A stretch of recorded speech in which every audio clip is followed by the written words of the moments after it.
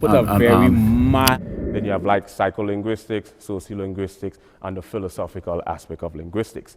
We probably don't have the same algorithmic, meaning that the human ear.